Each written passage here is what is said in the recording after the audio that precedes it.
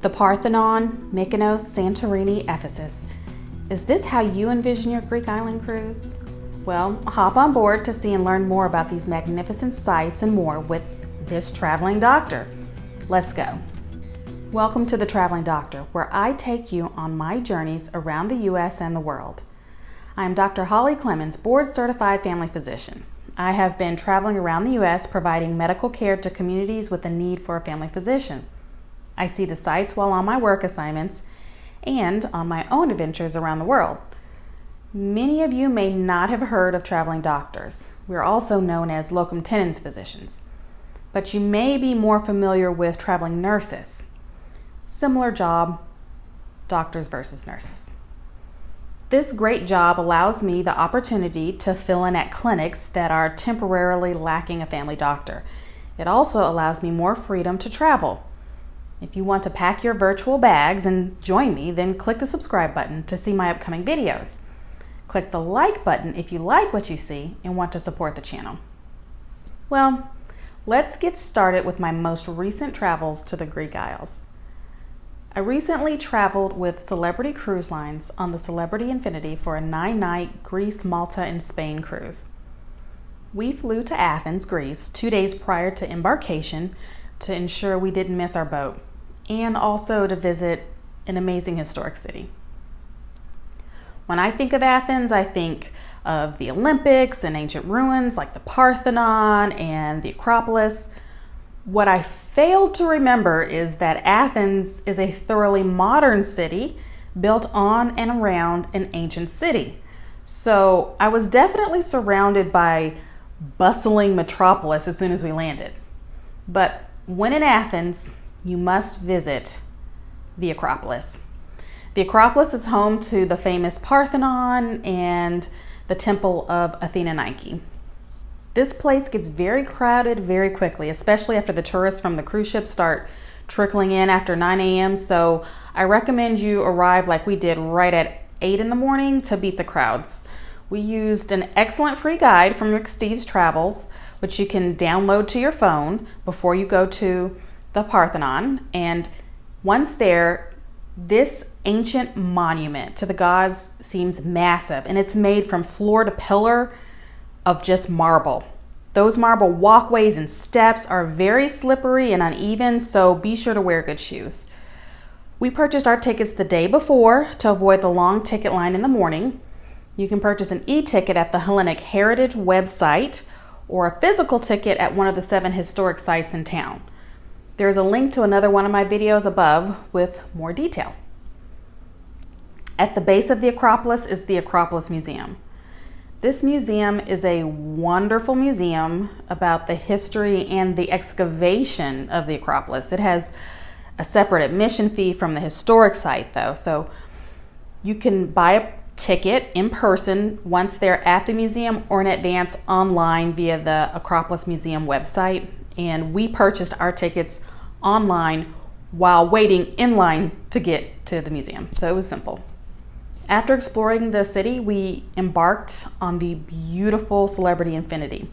Check-in was quick and easy, smooth, and we were on our way to Santorini. We chose Celebrity for its upscale, relaxed atmosphere and excellent dining, which did not disappoint. I made a trip to the spa for a pedicure before we left, and I got to watch the sail away while in a massage chair, so it was perfect. We woke up the next morning to like the most breathtaking volcanic cliffs. We were inside of this caldera on the island of Santorini, and there was a town that sat on the edge of the cliffs that was created by this volcanic eruption like 3,600 years ago.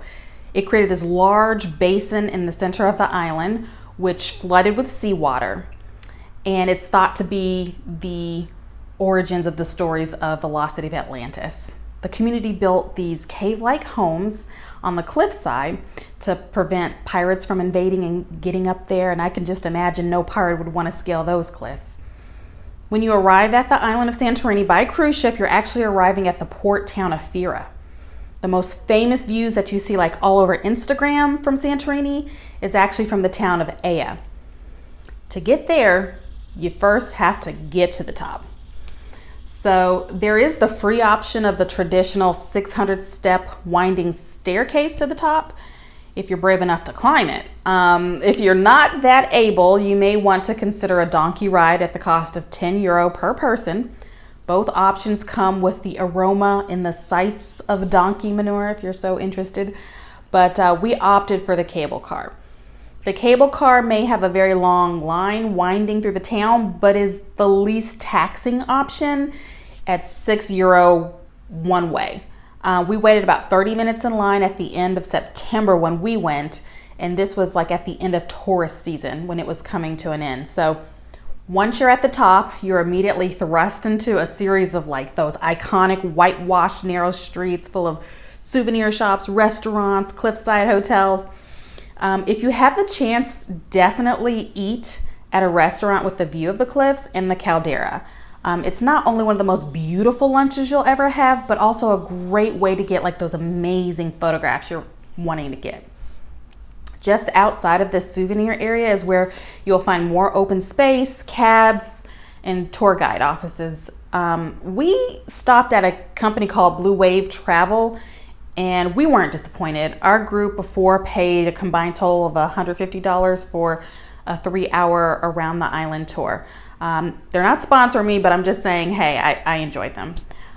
You definitely need to get a ride to get to Aya. We spent time in Aya taking photos and looking in the shops. Then we, circled around the island to see the black sand beaches, and we looked at views from like a church that was at one of the highest points of the island. So it was really fun. Our next stop was Mykonos, and I don't know why I was so nervous about getting this stop wrong. You hear so much about the fun beach atmosphere there in Mykonos, and this was definitely the port where you wanted to go to the beach. When we arrived in Mykonos, we arrived in a dock in the new port. Some people may arrive in the old port and they will just tender to the old town of Mykonos, but we got a bus. It was easy to catch a bus to go into the old town. Celebrity actually arranged for a charter bus to take passengers from the new port to the old port at the old town of Mykonos. The bus put us out nearly right in front of the local buses at the end of the old town. So the local buses are actually comfortable new charter buses. So nothing like most public buses that I know of. We took the bus that was clearly labeled for a popular beach club called Tropicana. Tropicana is located on the famous Paradise Beach. You can lounge on Paradise Beach for free, but I would recommend going into the club because you got a little bit more amenities and more space. The bus put us right in the parking lot for Tropicana, and we went right to the reception desk at the Tropicana, and we were able to book a cabana at the end of September for €60, and it fit 3 people, and it was wonderful. There was an excursion for beach chairs at the beach, and that was like $60 to $80 per person to like rent the cabana. And I think this was better. It was a better option, cheaper option. That beach club was definitely a club. It had an area with a restaurant, a gift shop, bars, dance floor, music was playing.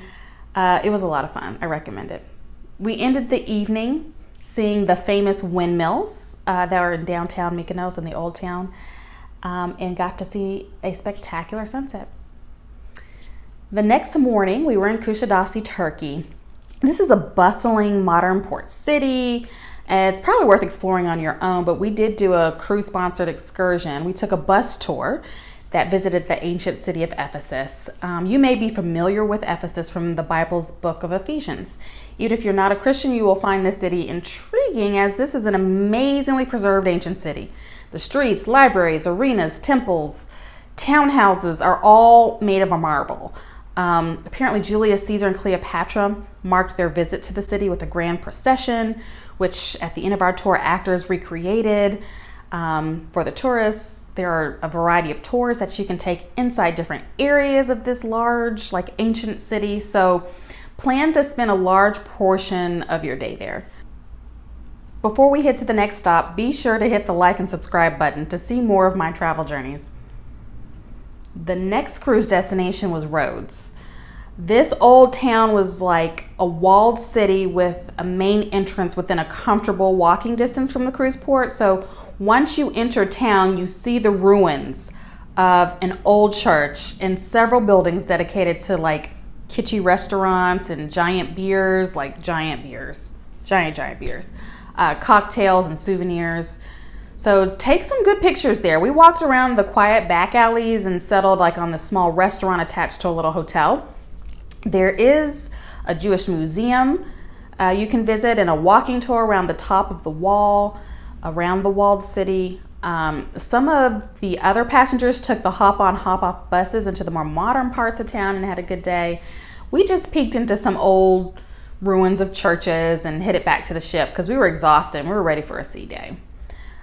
For those wondering what to do on a sea day in the Mediterranean, don't worry. I've got you covered. Our sailing had 2 sea days. I spent both days getting treatments in the spa, massage, acupuncture, facial. Some of my party had appointments in the spa and hair salon as well. I also made sure to use the Persian Garden. This is a spa service on Celebrity that allows access to aromatherapy or Turkish steam rooms, as well as dry sauna spaces and misting showers. There is a fee for the Persian Garden, but if all you want is a dry sauna, you can access that for free in the pool shower rooms. There's a separate sauna in there. You don't have to pay for Persian Garden. I participated in group activities such as bingo and Deal or No Deal. I was lucky enough to get picked to play Deal or No Deal on stage and walked away with over $100 and beat the banker. Not to mention, I made use of my time in the casino where I won big for once. We also ate at a specialty dining restaurant, Sushi on 5, and we also ate at another restaurant called Le Petit Chef on board.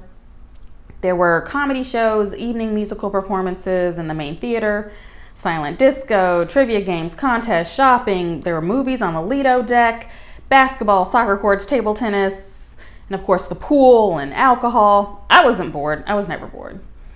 You can purchase a Wi-Fi package to have access to the internet from your own devices, or you can use it to access the internet from the Mac computers available to you in the iLounge, which is located on the top floor of the library in Celebrity Infinity. The next morning we sailed into Malta. What an amazing sailing. Even the crew was excited and rushed to take pictures. It felt almost like we were sailing into like King's Landing from Game of Thrones. It was just beautiful.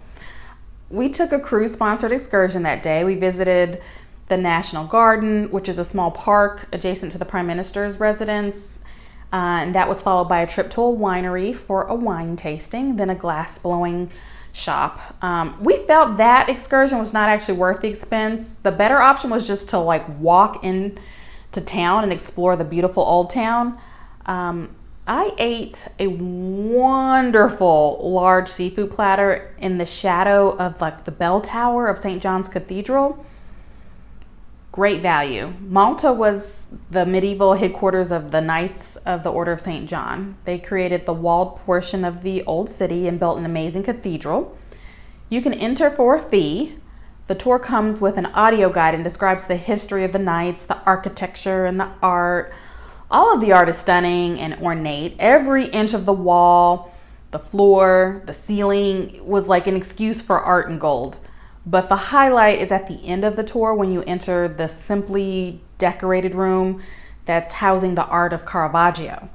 And he mastered depicting natural light and oil painting, and it's very obvious the contrast in skill and the new era of art on display when compared to the other works of art on the walls of the cathedral. The best example of this is his famous large painting of the beheading of John the Baptist. That was amazing. It was absolutely stunning. I highly recommend going. And that like ended our really great day. We sailed away from there. We had like a champagne toast from the helipad on Celebrity Infinity. So it was a beautiful sail away. One more sea day, and then we were off to Palma de Mallorca. From the port, you can see the beautiful royal palace of Almudaina and the Cathedral of Santa Maria of Palma. and Celebrity arranged a chartered bus ride for like €5 to drive you to the city center at the foot of the palace and the cathedral. We toured the royal palace. The palace dates to like the 14th century when it was built by Spain's Muslim rulers, and is also the official residence of the King and Queen of Spain when they visit Mallorca. So the entrance was about €7 or €8 and included an audio guide. The tickets can also be purchased online in advance, and we had fun wandering the streets on foot, and we even got in a horse-drawn carriage through the town. We even made sure to stop by the Sephora in the famous department store El Corte Inglés for some much-needed hair care products. But the most interesting stop was the Arab baths, which date back to the 10th to 12th century. You can tour the remains of this garden and the bathhouse. You won't be able to bathe there, but it is a nice spot to cool down in the shade, of like this like ancient Arab style garden. The entry fee is only €2, maybe like €2.50. We finally disembarked and we went on our way to Barcelona, and we spent 2 days exploring the city. This was my second time, but we made sure to revisit the stunning Gaudi Cathedral, La Sagrada Familia. It's one of those few places that people gasp when they first enter. We rounded out the trip with flamenco and tapas. It was great. Do you want to hear more about Barcelona? Let me know in the comments below. Like and subscribe to the channel if you want to see more videos and what it's like as a doctor traveling for work and for fun. Until next time, enjoy the journey.